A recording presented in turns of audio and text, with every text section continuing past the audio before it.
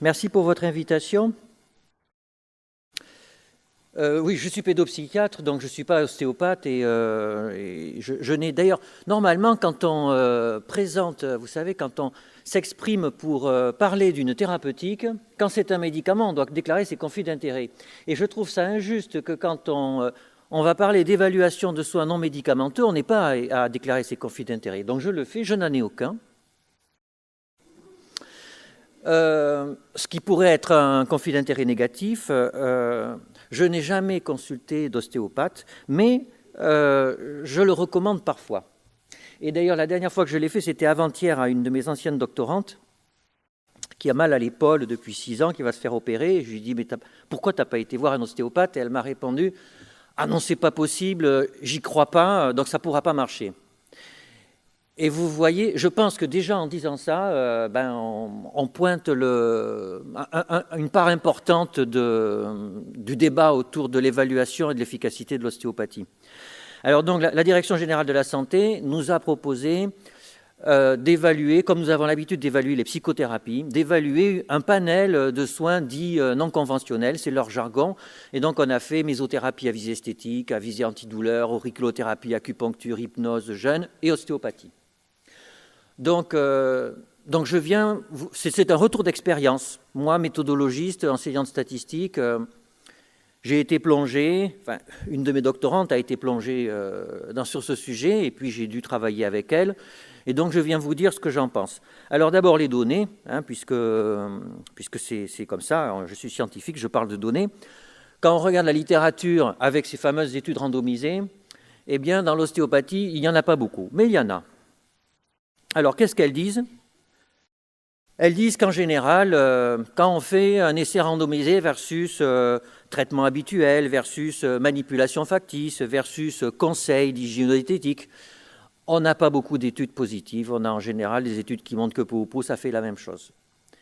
Et on a aussi des études qui sont, on appelle ça des études d'add-on, c'est-à-dire on fait un soin habituel, et puis on rajoute de l'ostéopathie, et ça fait souvent un petit peu mieux, avec une différence qui n'est pas toujours cliniquement pertinente. Alors, attention, avant d'aller plus loin, tout ça est très compliqué, mais c'est ce qu'on lit quand on fait la revue de la littérature.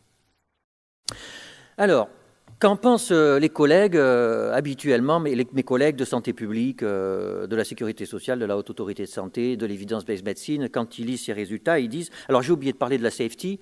Globalement, il n'y a pas trop de problèmes de sécurité avec l'ostéopathie. Il y a, vous savez, dans la littérature, une confusion entre chiropractique, ostéopathie, et la chiropratique, avec des manipulations un peu fortes des vertèbres cervicales, peut déclencher des ruptures d'artères, etc., avec des accidents rares mais graves. Mettons ça de côté, globalement, il n'y a pas de problème de safety avec l'ostéopathie. Alors, donc, que disent les collègues de santé publique? Eh bien, ils disent, bon, ça ne fait pas de mal. Si nos concitoyens ont envie d'aller voir un ostéopathe, après tout, si ce n'est pas remboursé par la sécurité sociale, pourquoi ils n'iraient pas? Entre nous, ça doit faire comme un placebo. Si les gens ont envie de se faire traiter par des placebos, comme de toute façon, ça ne fait pas de mal, et que ce soit en général des problèmes fonctionnels, du mal au dos, etc., qui viennent de tout un tas de raisons à moitié psychologiques, eh ben, on n'a qu'à laisser faire, et puis voilà. C'est le discours... Alors, ce qui est intéressant, c'est que c'est le discours de façade. Mais plusieurs fois, j'ai invité à la maison des cadres de la sécurité sociale ou toutes ces institutions, et quand on discute après un verre de whisky, ils disent « Ah oui, mais figurez-vous, moi, je vais voir un ostéopathe régulièrement, et en fait, ça marche, leur truc. Et avec des soins, des fois, je ne vous raconte pas, parce que le collègue pourrait se reconnaître si jamais il est là, mais des soins, moi, qui me paraissent surréalistes. J'ai mal au dos, donc l'ostéopathe me donne un petit truc sur lequel je dois m'asseoir, et en faisant ça, j'ai plus mal au dos.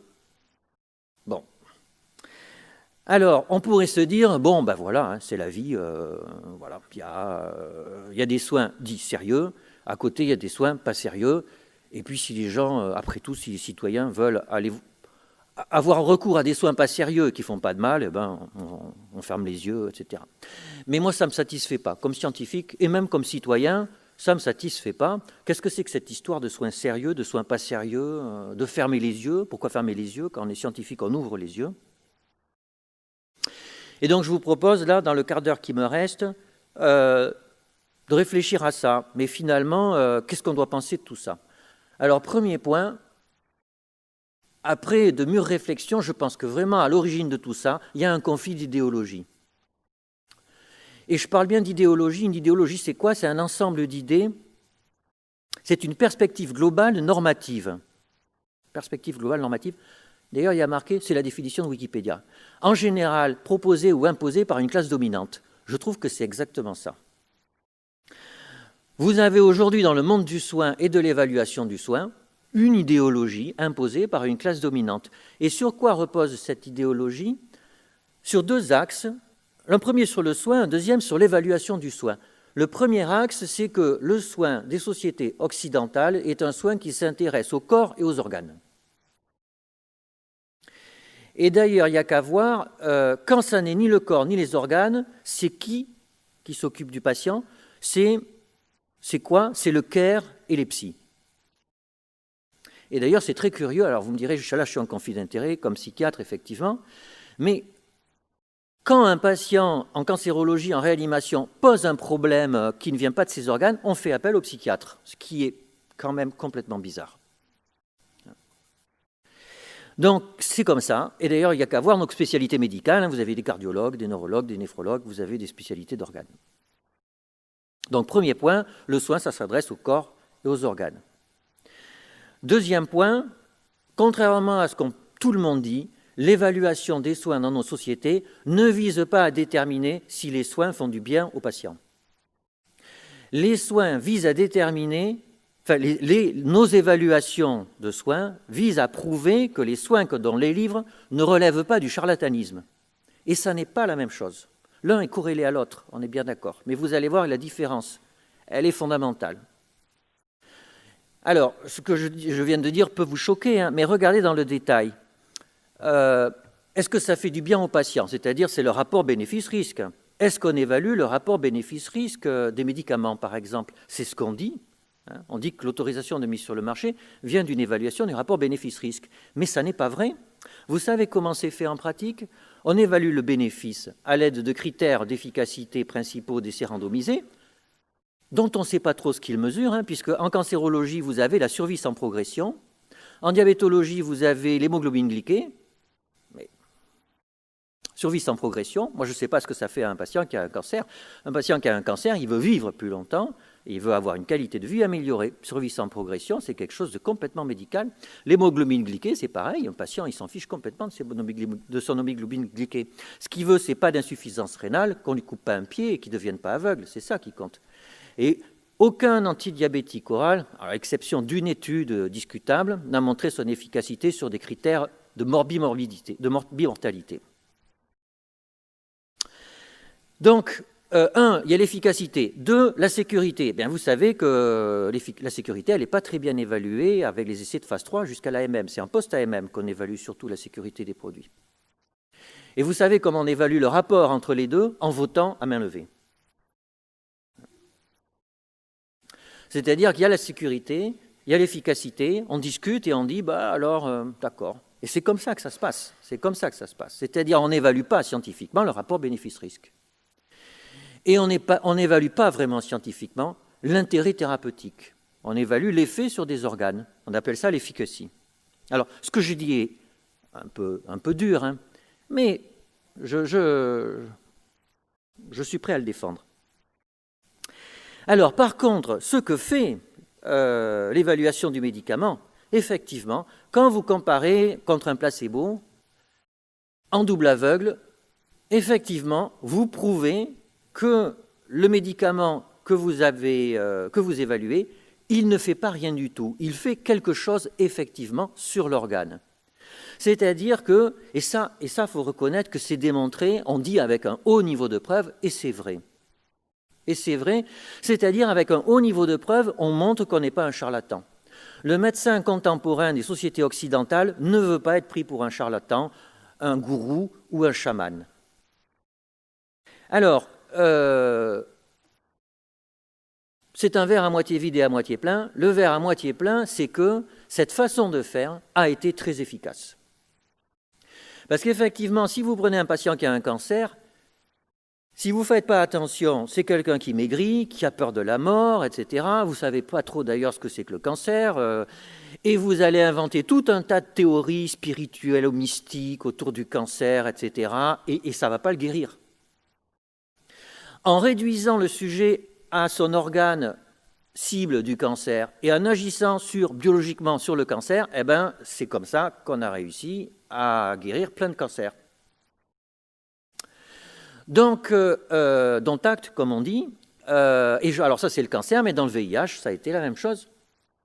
Le VIH, on aurait très bien pu fantasmer sur des histoires de sexualité, de toxicomanes, et trouver des soins complètement fous qui n'auraient pas marché.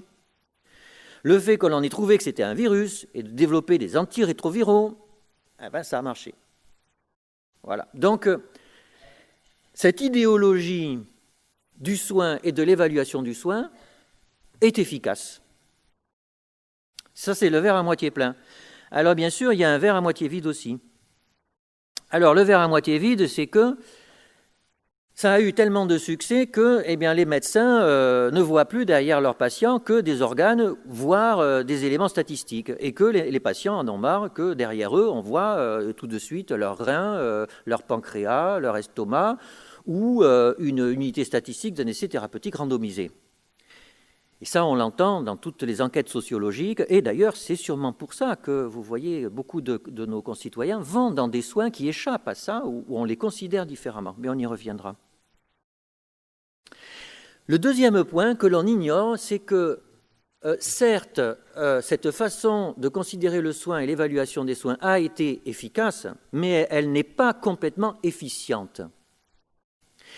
Et là, ce sont les économistes de la santé qui ont donné un coup de pied dans la fourmilière, c'est qu'ils ont dit « oui, taratata, votre idéologie, c'est bien, mais ça coûte trop cher, et en fait, vous mettez beaucoup d'argent dans des endroits où ça rapporte peu. » Et on commence à avoir des résultats scientifiques qui sont flagrants en faveur de ce point de vue. Il y en a un qui vient tout juste de sortir. Les Anglais sont très en avance là-dessus, hein. Les Anglais sont très forts en médico-économie. Ils utilisent un indice qu'on appelle le coût par quali, c'est-à-dire combien, d'un côté, coûte un médicament ou un soin, de l'autre côté, combien il rapporte en nombre d'années de vie épargnées de bonne qualité. Parce qu'un soin peut ou rallonger la vie, ou alors faire que votre vie est de meilleure qualité. Et donc, on mélange les deux, on appelle ça un quali.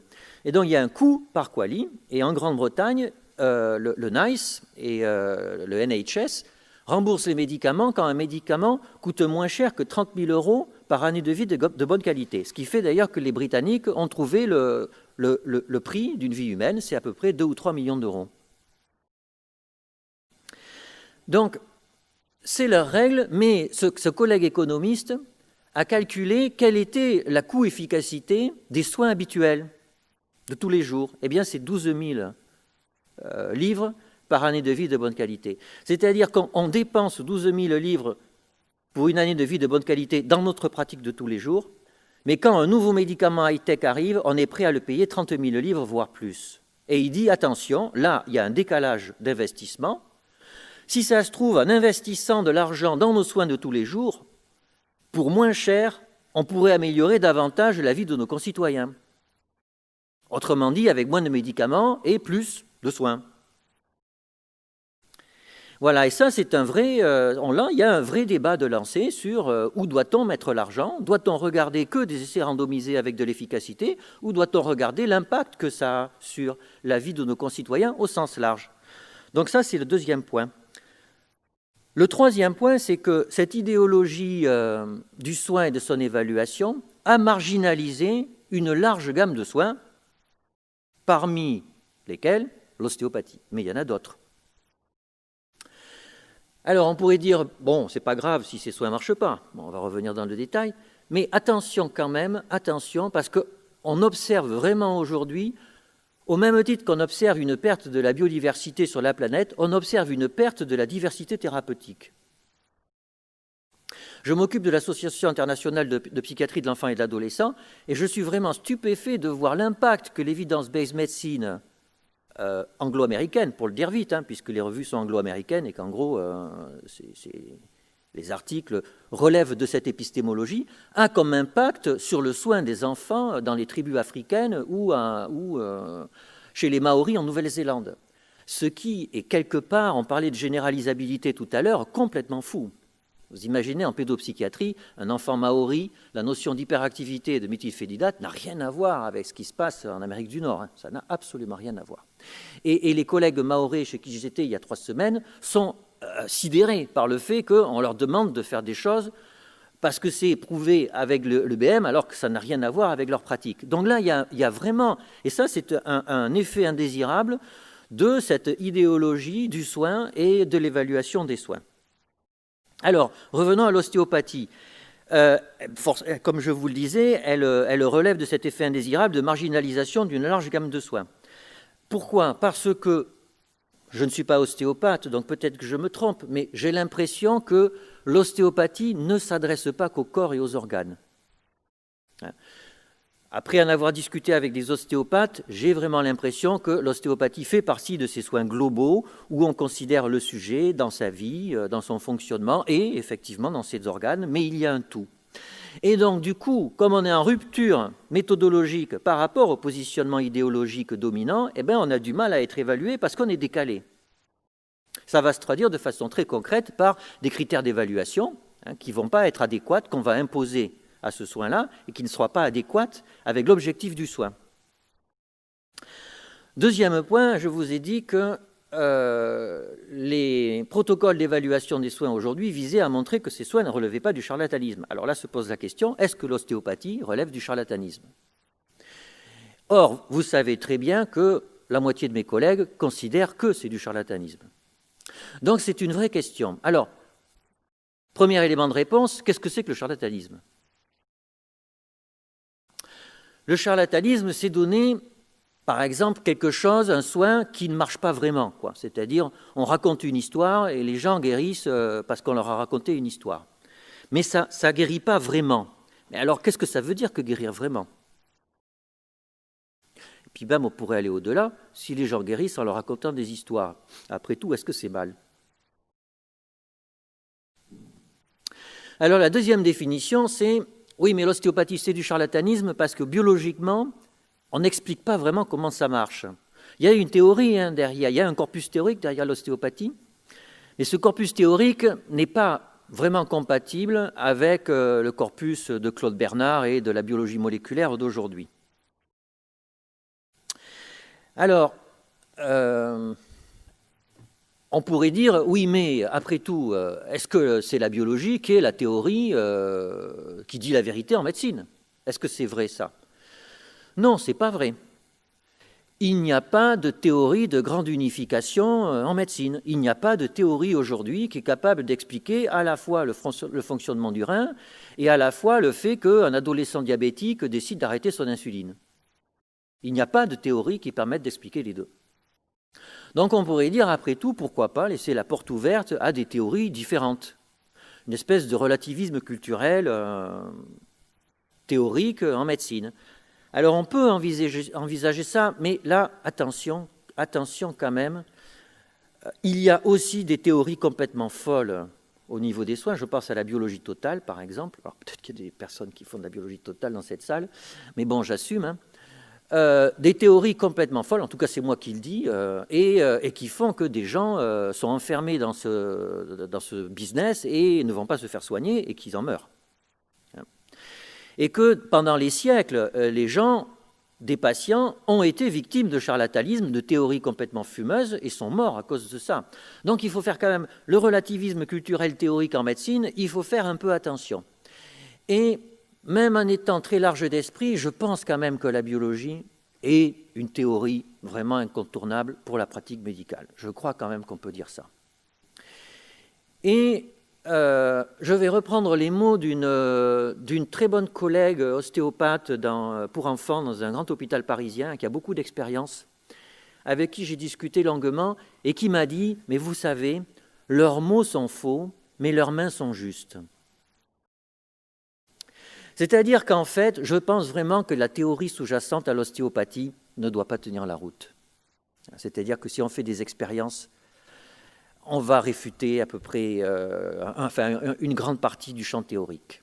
Et je pense que beaucoup d'ostéopathes en ont conscience. Et je pense qu'en fait, la théorie ostéopathique est une façon de se transmettre un soin. C'est un moyen mnémotechnique qui permet à la fois de transmettre des gestes et une représentation qu'on se fait du sujet humain dans sa globalité.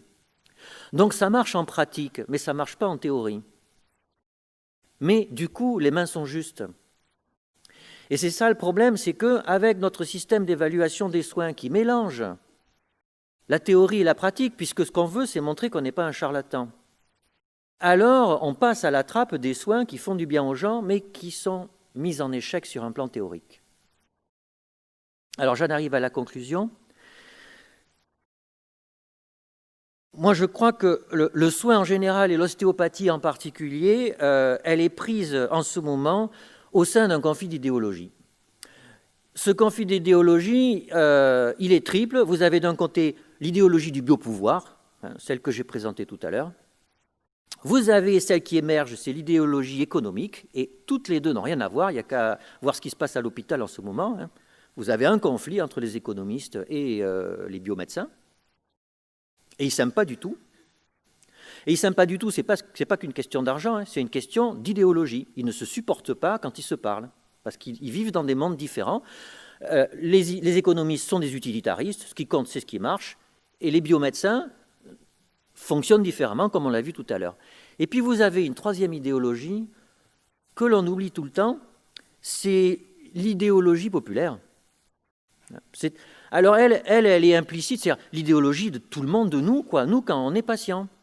Et tout à l'heure, je vous disais que ces cadres dirigeants des assurances maladie, voire même des biomédecins, quand on avait évalué la mésothérapie, le collègue qui en propose dans son service à la PHP à Paris, il disait « Oui, ils se moquent tous, les PUPH de mon hôpital, mais quand ils se font mal au dos à cause du golf, ils font la queue pour se faire... etc. » Donc, vous avez un clivage. Même un biomédecin, quand il est patient, tout d'un coup, il change d'idéologie. Et alors, quels sont les contours de cette idéologie populaire? D'abord, elle est implicite, elle n'est pas peu théorisée, peu structurée, mais on voit par moments, l'histoire du Mediator, par exemple, qui révèle que l'idéologie populaire du soin, c'est d'abord de ne pas faire du mal. Il n'y a jamais de scandale de santé publique sur un médicament qui ne marche pas. C'est toujours pour un médicament qui fait du mal. Regardez les films, il y a plein de films sur les dérives de la génétique et de la biologie. On voit que nos concitoyens ont peur du biopouvoir, ont peur de la biologie moléculaire qui rentre en eux et on ne sait pas trop, eux ne savent pas trop ce que ça fait.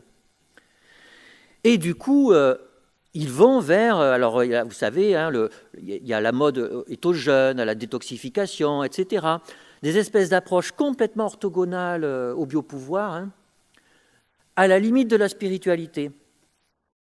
Et alors on va dire tout de suite, ah ouais, mais bon, ils sont débiles, sauf que ce sont nos patients. Et qu'on n'a pas le droit de dire ça, parce que c'est comme ça qu'ils sont, et on doit les considérer comme ça. Voilà, alors on pourrait dire que c'est pas grave, c'est la vie, il y a des chocs entre idéologies, et qu'on en discute, et que les unes et les autres apprennent des unes des autres, et puis voilà. Sauf que je trouve qu'on n'en parle pas. Voilà. En tout cas, je vous remercie pour votre attention.